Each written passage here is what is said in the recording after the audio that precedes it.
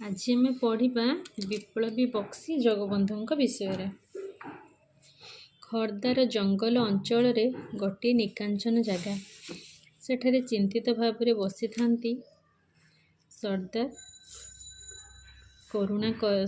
କରୁଣାକର, ସର୍ଦ୍ଦାର ଛୁଆଳ ସିଂ, ନରଗଡ଼ର ଦଳବେହେରା ପ୍ରଭୃତି ପାଇକ ଦଳପତି ଓ ଅନେକ ପାଇକ ଗୋଟିଏ ପଥର ଦେହରେ ଭରା ଦେଇ ଛିଡ଼ା ହୋଇଥାନ୍ତି।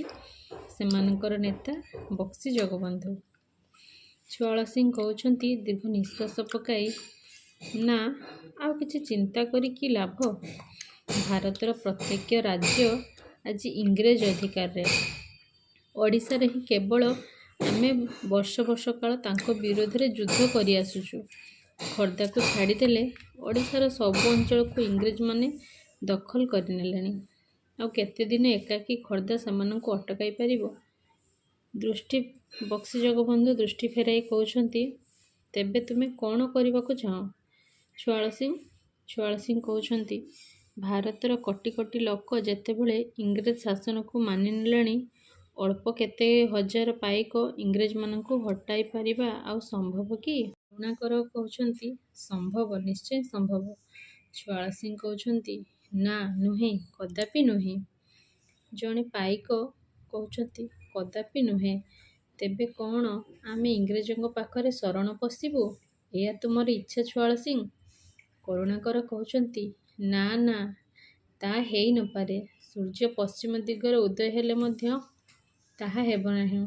ଜାତିର ସମ୍ମାନ ପାଇଁ କେତେ ଯେ ପାଇକଙ୍କର ମସ୍ତକ ଯୁଦ୍ଧଭୂମିରେ ଗଡ଼ି ନାହିଁ, ନା ଏବେ ବି କ'ଣ ସେମାନଙ୍କ ମସ୍ତକ ଗଡ଼ୁନାହିଁ?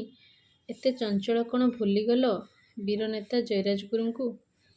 ଫାଶୀଦିଆ ବରଗଛରେ ଝୁଲି ତାଙ୍କୁ ନିର୍ଦ୍ଦୟ ଭାବରେ ହତ୍ୟା କରିନଥିଲେ ଇଂରେଜମାନେ? ଏସବୁ କ'ଣ ମନେ ନାହିଁ ତୁମର ଛୁଆଳ ସିଂ? ଛୁଆଳ ସିଂ କହୁଛନ୍ତି, ମନେ ଅଛି ସର୍ଦ୍ଦାର, ସବୁ ମନେ ଅଛି, କିନ୍ତୁ ଆମର ଅବସ୍ଥା ଯେ ଆଜି ଖରାପ। ଦଳବେହେରା କହୁଛନ୍ତି, ଖରାପ? କ'ଣ ଖରାପ? ଛୁଆଳ ସିଂ, ଲୋକେ ତ ଆମର ବଳ, ଲୋକେ ତ ଆମର ଶକ୍ତି। ଲୋକେ କ'ଣ ନାହାନ୍ତି ଆମ ପକ୍ଷରେ? ଆମେ କ'ଣ ଲଢ଼ୁନାହୁଁ ସେମାନଙ୍କ ମଙ୍ଗଳ ପାଇଁ? ଦମ୍ଭ ହରାଉଛ କାହିଁକି?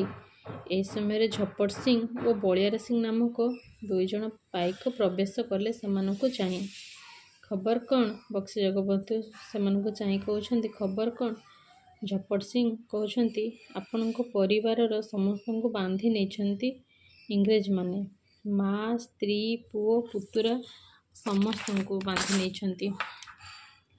ବକ୍ସି ଜଗବନ୍ଧୁ କହୁଛନ୍ତି, ଟିକିଏ ନୀରବ ରହି, ତେବେ କ'ଣ କେଉଁଠି ହେଲେ ପାଇକମାନେ ଇଂରେଜଙ୍କ ସଙ୍ଗେ ଲଢ଼ି ନାହାନ୍ତି? ବଳିୟାର ସିଂ କହୁଛନ୍ତି, ରୋଡ଼ଙ୍ଗର ସାହି ସାହି ଓ ଆଖପାଖର ଗାଁ ସବୁ ହୁତୁ ହୁତୁ ହୋଇ ଜଳୁଛି ଆଜ୍ଞା। ବକ୍ସି କହୁଛନ୍ତି, କିନ୍ତୁ କେହି କ'ଣ କେଉଁଠି ବାଧା ଦେଇ ନାହାନ୍ତି ସେମାନଙ୍କୁ? ଝପଟ ସିଂ କହିଲେ, ଦେଇଛନ୍ତି ଆଜ୍ଞା। ସେଦିନ ଲମ୍ବେଇ ପ୍ରଗଣାରେ ଇଂରେଜମାନଙ୍କର ତୋପ ଗର୍ଜି ଉଠିଲା। ଆମର ଦଳକୁ ଦଳ ପାଇକ ଗୁଳିଗୋଳାକୁ ଖାତିର ନ କରି ସେମାନଙ୍କୁ ଆକ୍ରମଣ କଲେ।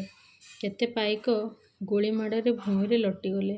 ଆଉ ଜଣେ ପାଇକ ପାହାଡ଼ର କନ୍ଦି ବାଟେ ବୁଲି ପଡ଼ି ତୀର ମାରି ଗଡ଼ାଇ ଦେଲେ ଇଂରେଜ ସୈନ୍ୟଙ୍କୁ।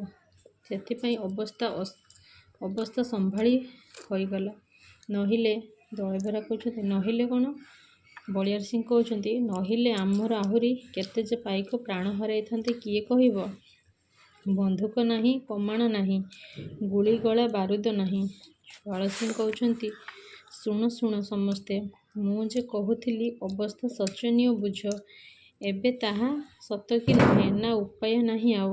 ବକ୍ସି କହୁଛନ୍ତି, ଗମ୍ଭୀର ଭାବରେ ଜୋର ସହିତ ଅଛି, ଉପାୟ ଅଛି ଛୁଆଳ ସିଂ। ଛୁଆଳ ସିଂ କହୁଛନ୍ତି, ଖାଲି ଉପାୟ ଥିଲେ କ'ଣ ହେବ ବକ୍ସି, ଅସ୍ତ୍ର କାହିଁ? ବକ୍ସି କହୁଛନ୍ତି, ଅଛି, ଅସ୍ତ୍ର ଅଛି। ସମସ୍ତେ ଏକ ସ୍ୱରରେ କେଉଁଠି ଅଛ? ସେ କି ଅସ୍ତ୍ର? ସେନାପତି? ବକ୍ସି କହୁଛନ୍ତି, ସେ ଏକ ନୂଆ ପ୍ରକାରର ଅସ୍ତ୍ର। ଅଛି ତୁମ ପାଖରେ, ଅଛି ମୋ ପାଖରେ, ଅଛି ପ୍ରତ୍ୟେକଙ୍କ ପାଖରେ। ସେ ଅସ୍ତ୍ର ହେଉଛି ଇଂରେଜମାନଙ୍କ ସହିତ ଅସହଯୋଗ। କରୁଣାକର କହୁଛନ୍ତି, ଅସହଯୋଗ? ସେ ପୁଣି କ'ଣ? ବକ୍ସି କହୁଛନ୍ତି, ହଁ, ଅସହଯୋଗ। ଇଂରେଜ ବା ଇଂରେଜ ପକ୍ଷର ଜଣେ ହେଲେ କାହାରି ସହିତ ଆମେ କୌଣସି ସମ୍ପର୍କ ରଖିବା ନାହିଁ। ଇଂରେଜମାନେ ଆମଠାରୁ କର ଆଦାୟ କରି ସେହି ଧନରେ ଆମ ବିରୁଦ୍ଧରେ ଲଢ଼େଇ କରୁଛନ୍ତି। ଆମରି କ୍ଷେତରେ ଶସ୍ୟରେ ପୂର୍ଣ୍ଣ କରୁଛନ୍ତି ତାଙ୍କର ଭଣ୍ଡାର। ଆଜିଠାରୁ ସେମାନଙ୍କୁ ଗୋଟିଏ ସୁଦ୍ଧା କଉଡ଼ି ଦେବା ନାହିଁ।